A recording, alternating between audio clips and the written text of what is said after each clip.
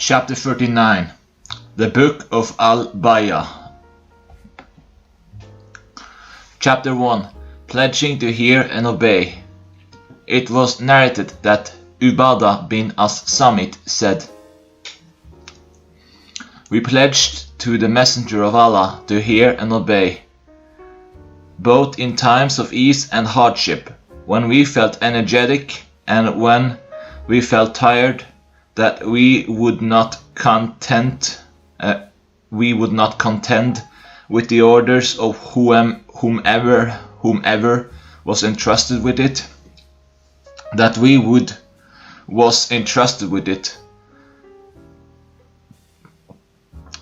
would stand firm in the way of truth, wherever we may be, and that we would not fear the blame of the blamers." Great Sahih. It was narrated that Ubadah bin as-Samit said, "We pledged to the Messenger of Allah to hear and obey, both in times of hardship and ease," and he mentioned similarly. Great Sahih. Chapter 2. Pledging not to contend with the orders of those in authority. It was narrated that Ubadah said,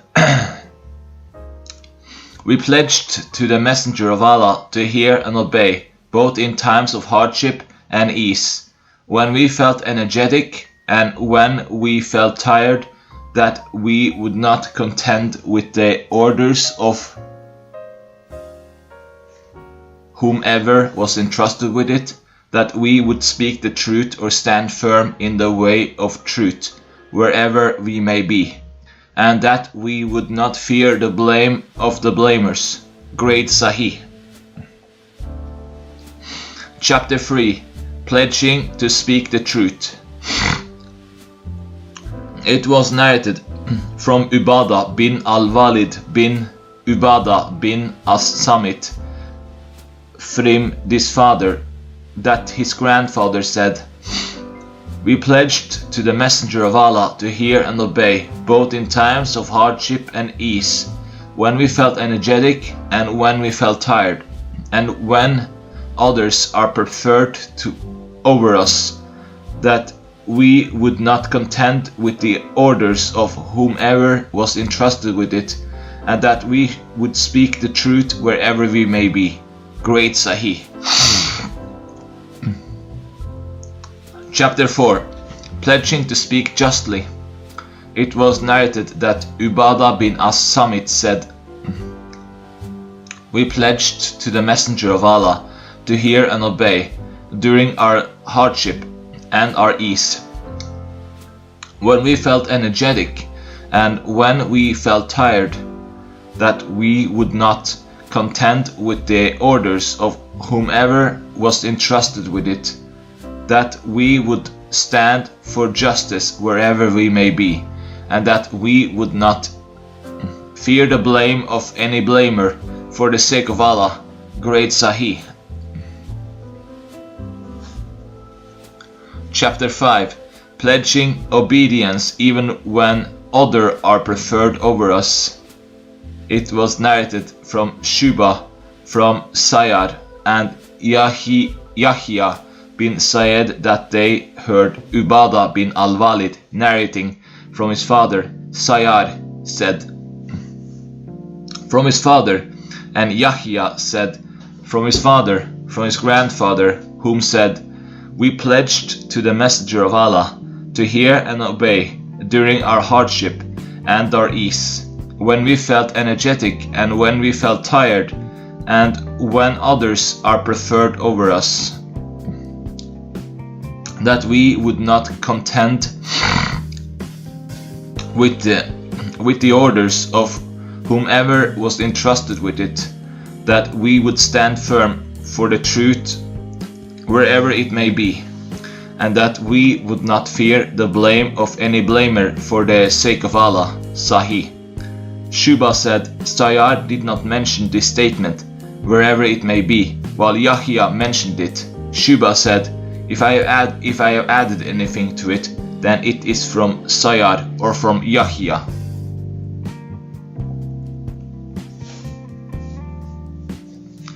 It was narrated from Abu Hurairah that the Messenger of Allah said,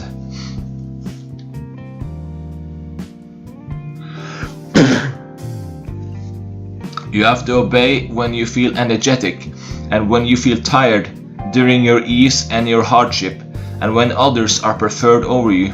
Great Sahih. Chapter 6. Pledging to be sincere toward every Muslim. It was narrated that Jarir said, I pledged to the Messenger of Allah to be sincere toward every Muslim. Great Sahih.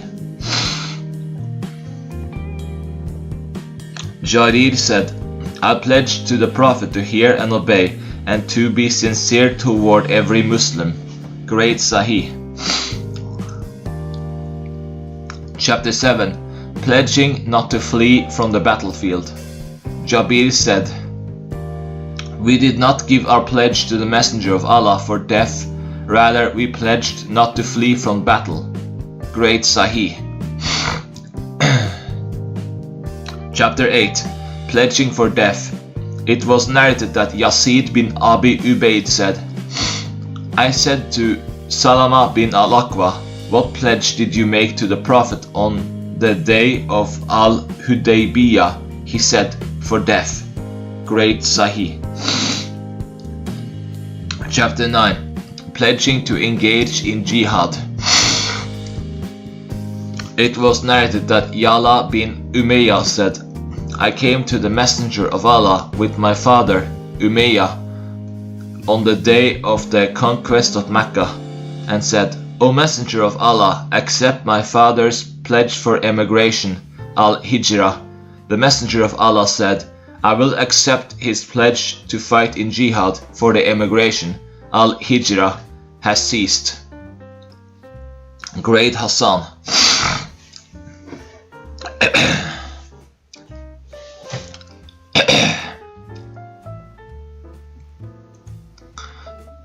It was narrated that Ubadah bin as-Samit said,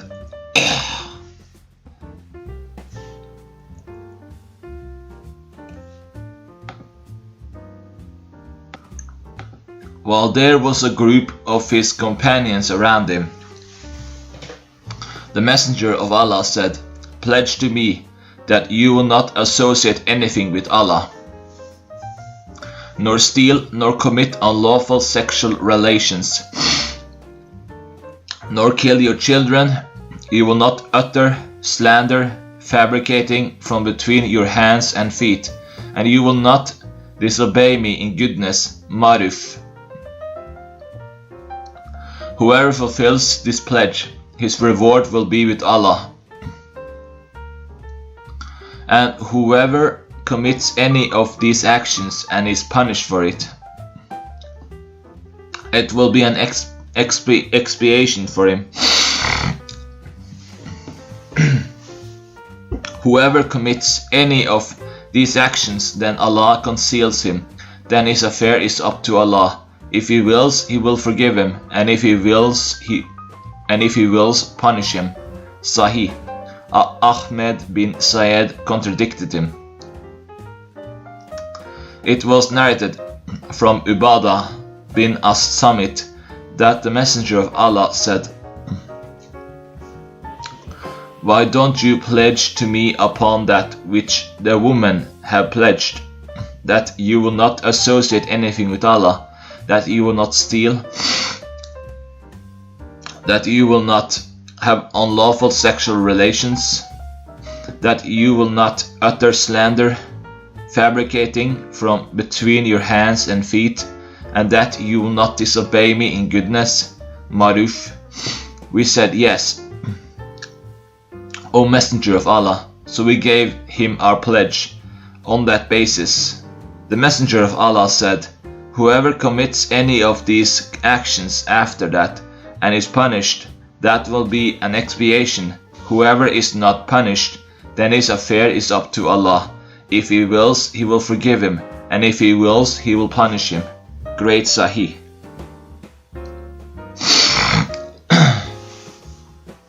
Chapter 10. Pledging to emigrate. Al-Hijrah. It was narrated from Abdullah bin Amr that a man came to the Prophet and said,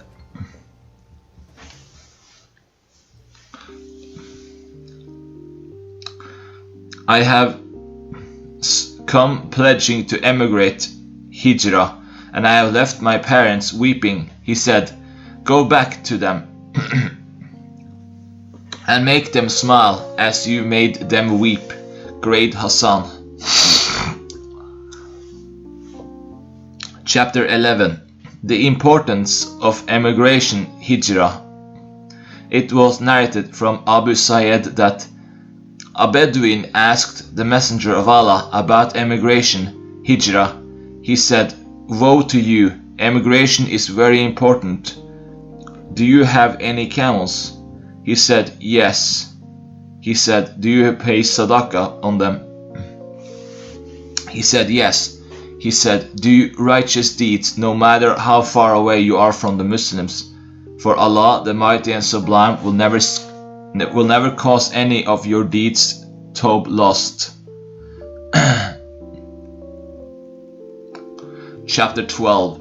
Emigration Hijrah of a Bedouin. It was narrated that Abdullah bin Amr said, a man said, O Messenger of Allah, which emigration Hijrah is best? He said, to leave what your Lord, the Mighty and Sublime, dislikes. He said, there are two kinds of emigration. The emigration of the town dweller and the emigration of the Bedouin. As for the Bedouin, when he is called to fight in jihad, he must respond, and he must obey when he is commanded. And as for the town dweller, he is the one who is more severely tested and more greatly rewarded. Great Sahih. Chapter 13. The explanation of emigration Hijrah. It was narrated that Jabir bin Said said, Ibn Abbas said, the Messenger of Allah, Abu Bakr and Umar were among the Muhajirin emigrants because they forsook Hajaru, the idolaters, and some of the Ansar were Muhajirun because Al-Madinah was a land of shirk. And they came to the Messenger of Allah on the night of Al-Aqaba. Great Hassan. Chapter 14. Encouragement to emigrate. It was narrated from Kathir bin Murrah that Abu Fatima told him that he said, O Messenger of Allah, tell me of an action that I may do and persist in it. The Messenger of Allah said to him, you should emigrate, for there is nothing like it. Great Sahih. Chapter 15.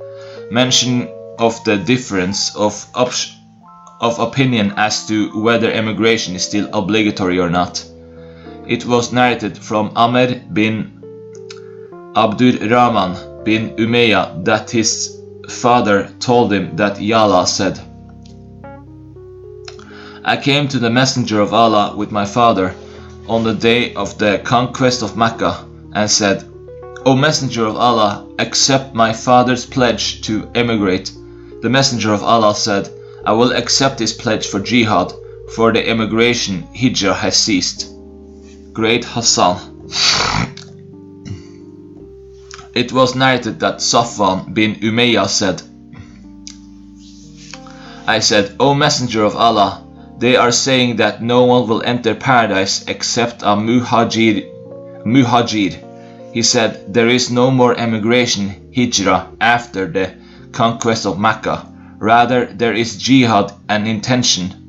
When you are called to mobilize for jihad, then do so. Great Sahih.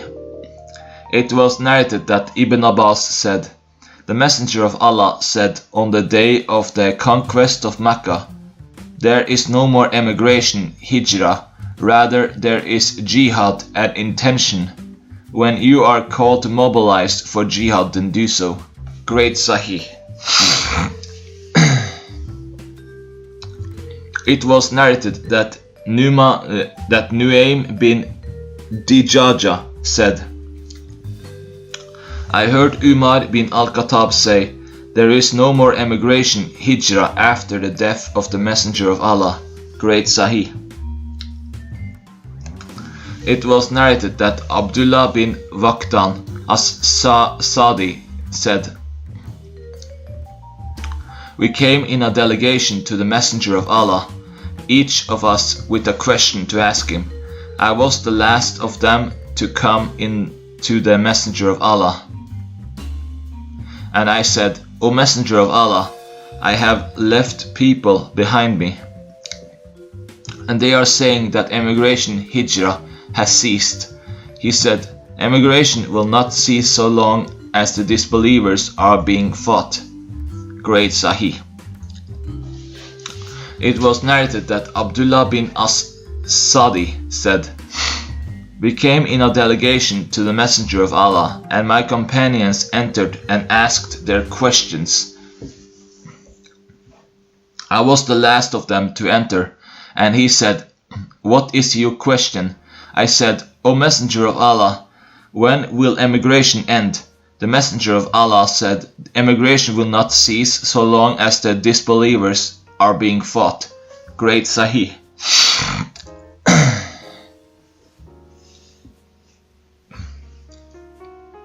Chapter 16. Pledge to obey whether one likes it or not.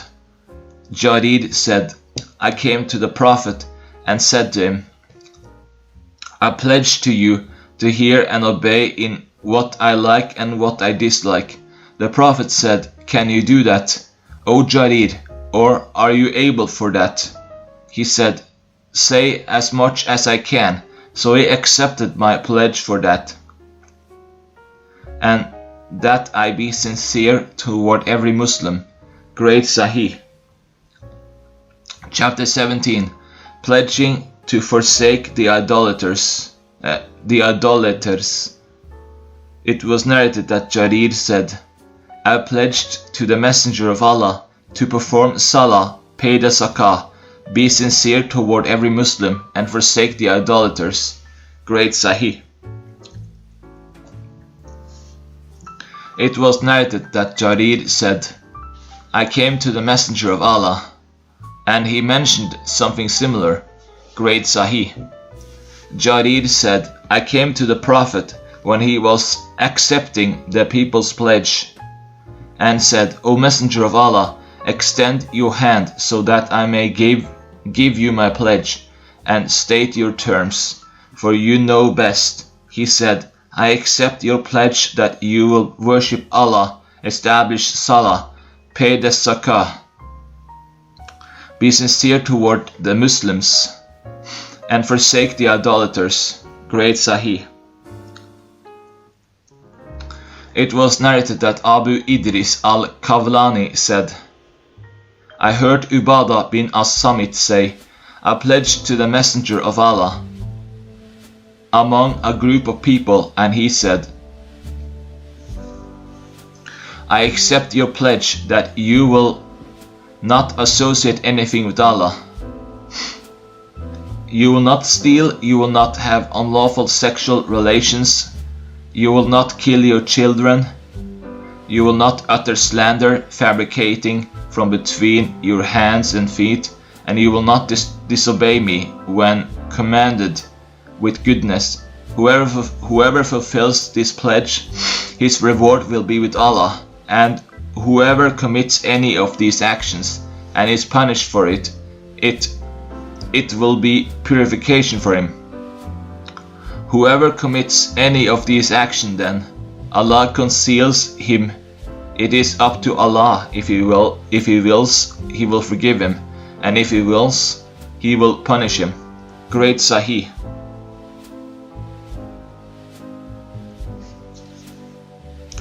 Chapter 18. The Woman's Pledge. It was narrated that Atiyah said, "When I wanted to give pledge to the Messenger of Allah, I said, O Messenger of Allah, woman help me in wailing for the dead during the Jahiliyyah. Shall I go and help her in wailing and then come to you and give you my oath of allegiance?" He said, "Go and help her." So I went and helped her. Then I came and gave my pledge to the Messenger of Allah. Great Sahih.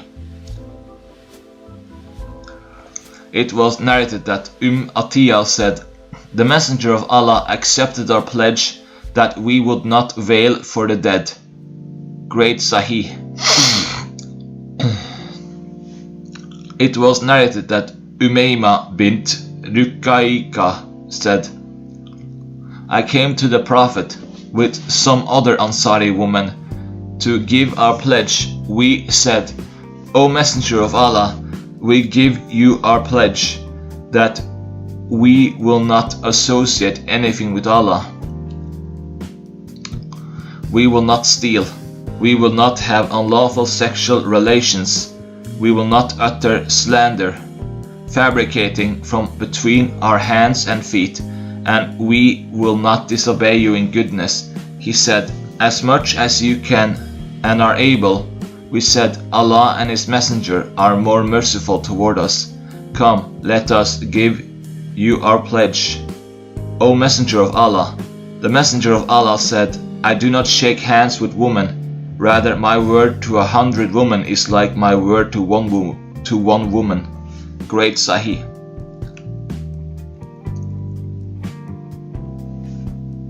Chapter 19. The Pledge of the One Who Has a Deformity. It was narrated from a man from Al-Ash'arid who was called Amr, that his father said, "Among the delegation of Taqif there was a man who suffered from leprosy. The Prophet sent word to him saying, 'Go back, for I have accepted your pledge.'" Great Sahih. Chapter 20. The Pledge of a Child. It was narrated that Al-Hidmas bin Ziyad said, "I stretched forth my hand to the Prophet for him to accept my pledge when I was a child, but he did not accept my pledge." Great Sahih. Chapter 21. The Pledge of Slaves. It was narrated that Jabir said, "A slave came and pledged to the Prophet to emigrate, and the Prophet did not realize that he was a slave. Then his master came looking for him. The Prophet said, 'Sell him to me,' and he brought him for 2 black slaves. And he bought him for 2 black slaves. Then he did not accept the pledge from anyone until he asked, 'Is he a slave?' Great Sahih. Chapter 22. Cancelling the Pledge. It was narrated from Jabir bin Abdullah that a Bedouin pledged Islam to the Messenger of Allah. Then the Bedouin was stricken with the fever in Al-Madinah, so he came to the Messenger of Allah and said, "O Messenger of Allah, cancel my pledge." But he refused. Then he came to him again and said, "Cancel my pledge." But he refused. Then he came to him again and said, "Cancel my pledge." But he refused. Then the Bedouin left Al-Madinah, and the Messenger of Allah said, "Al-Madinah is like the bellows. It expels its dross and brightness its good." Great Sahih. Chapter 23. Returning to the desert life after having emigrated. It was narrated from Salama bin al-Aqwa that he entered upon Al-Hajjaj, who said, "O son of Al-Aqwa, you have turned on your heels, you have deserted Islam by staying in the desert with the Bedouins." He said, "No, the Messenger of Allah gave me permission to stay in the desert with the Bedouins." Great Sahih. Chapter 24. Pledging to do as much as one can. It was narrated that Ibn Umar said, "We used to pledge to the Messenger of Allah to hear and obey. That he said, in as much as you can." Great Sahih. Ibn Umar said, "When we gave our pledge to the Messenger of Allah to hear and obey, he would say to us, in as much as you can." Great Sahih.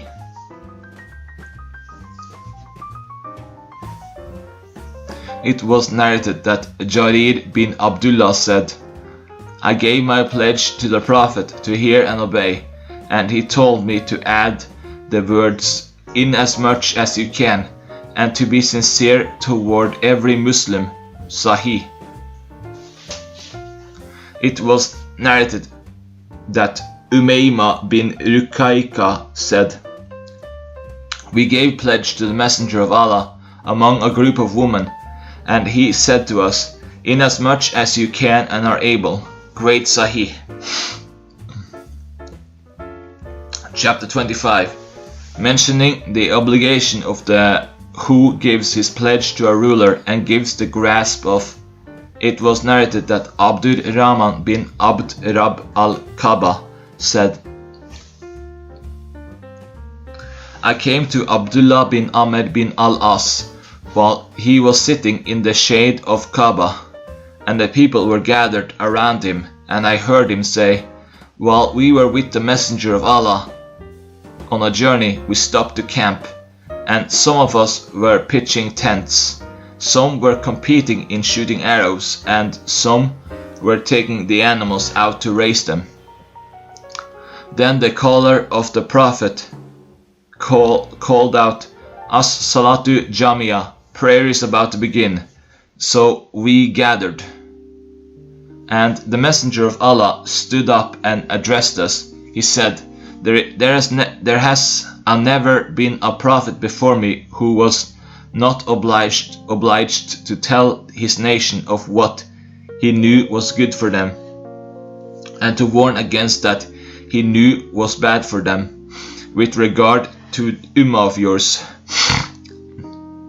soundness of religious commitment has been placed in its earlier generations, and the last of them will be afflicted with calamities and things that you dislike. Then there will come tribulations which will make the earlier ones pale into significances. And the believer will say, this will be then end of me. Then relief will come. Then more tribulations will come.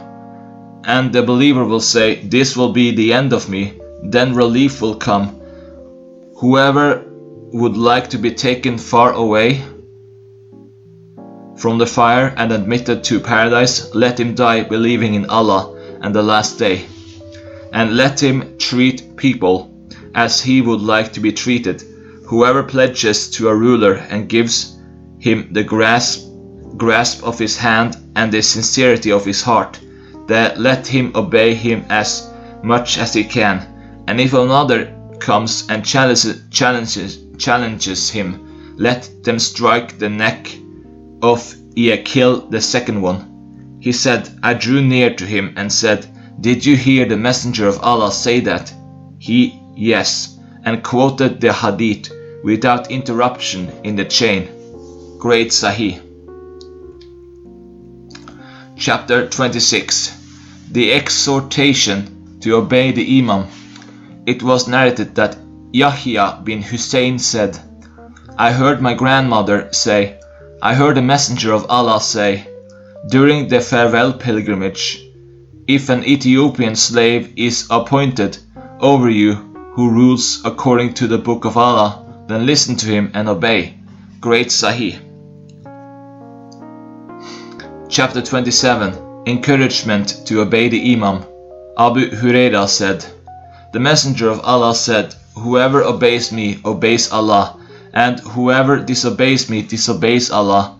Whoever obeys my governor, Amir, he has obeyed me. and whoever disobeys my governor, he has disobeyed me. Chapter 28.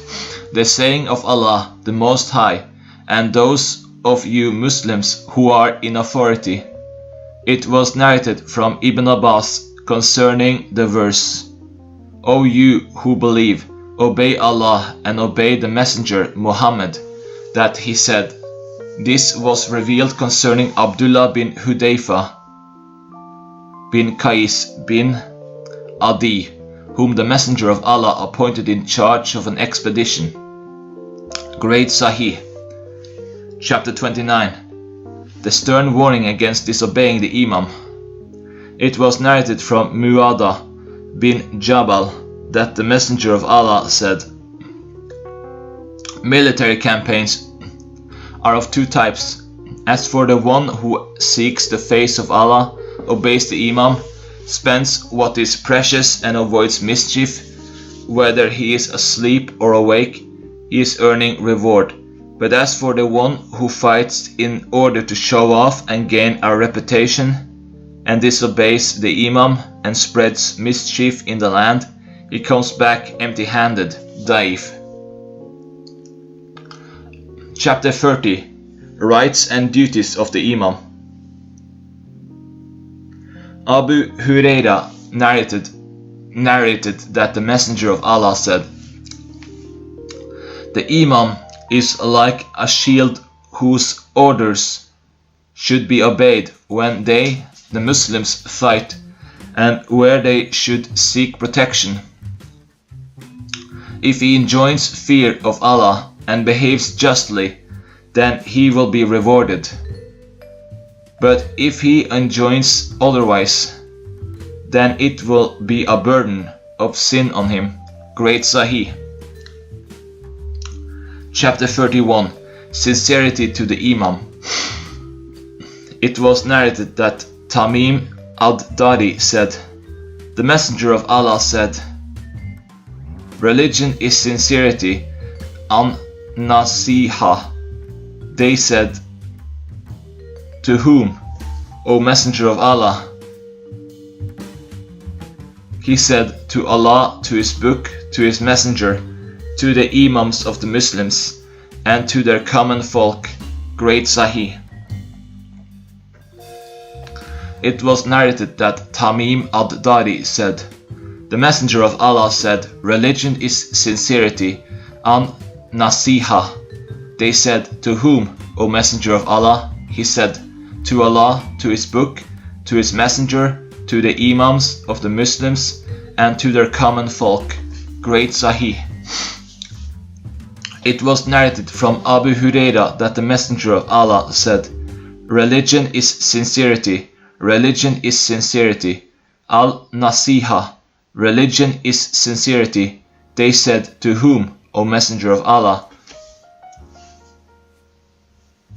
He said, to Allah, to His Book, to His Messenger, to the Imams of the Muslims, and to their common folk. Great Sahih. It was narrated from Abu Huraira that the Messenger of Allah said, religion is sincerity, an-nasiha. They said, to whom, O Messenger of Allah? He said, to Allah, to His Book, to His Messenger, to the Imams of the Muslims, and to their common folk. Great Sahih. Chapter 32. The inner circle of the Imam.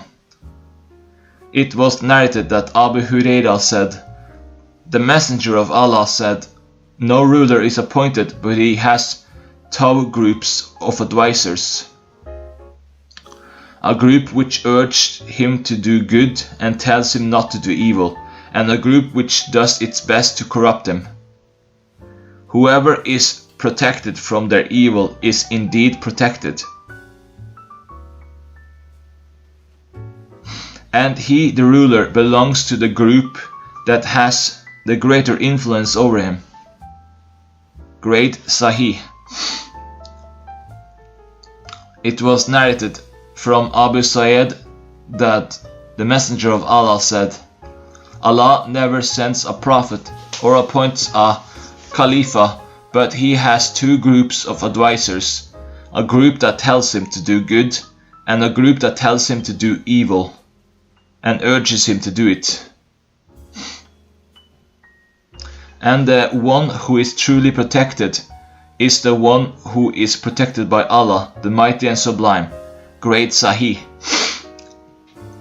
It was narrated that Abu Ayyub said, I heard the Messenger of Allah say, no prophet has been sent, nor has there been any Khalifa after him, but he has two groups of advisors, a group that tells him to do good, and a group that tells him to do evil. Whoever is protected from the evil group, then he is indeed protected. Chapter 33. The Minister of the Imam. It was narrated that Al-Qasim bin Muhammad said, I heard my paternal aunt say, the Messenger of Allah said, whoever among you is appointed to a position of authority, if Allah wills good for him, He will give him a righteous minister, who will remind him if he forgets and help him if he remembers. Great Sahih. Chapter 34. The punishment of one who is commanded to commit sin and obeys the command. It was narrated from Abu Adur Rahman, from Ali, that the Messenger of Allah sent an army and appointed a man in charge of them. He lit a fire and said, enter it. Some people wanted to enter it, and others said, we are trying to keep away from it. They mentioned that to the Messenger of Allah. And he said to those who had wanted to enter it, if you had entered it, you would have stayed there until the day of resurrection. And he spoke good words to the others, and he said, there is no obedience if it involves disobedience toward Allah. Rather, obedience is only required in that which is good. Great Sahih.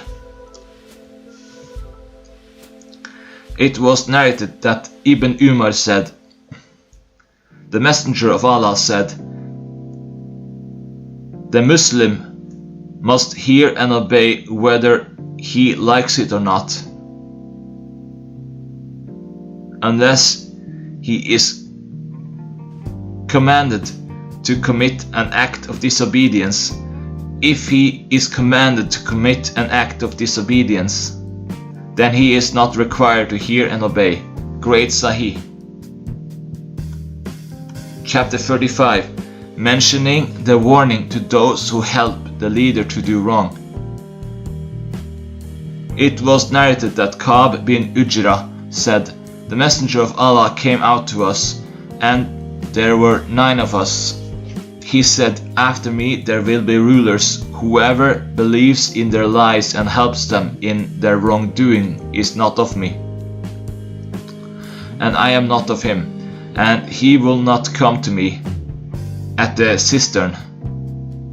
Whoever does not believe their lies and does not help them in their wrongdoing, he is of me, and I am of he.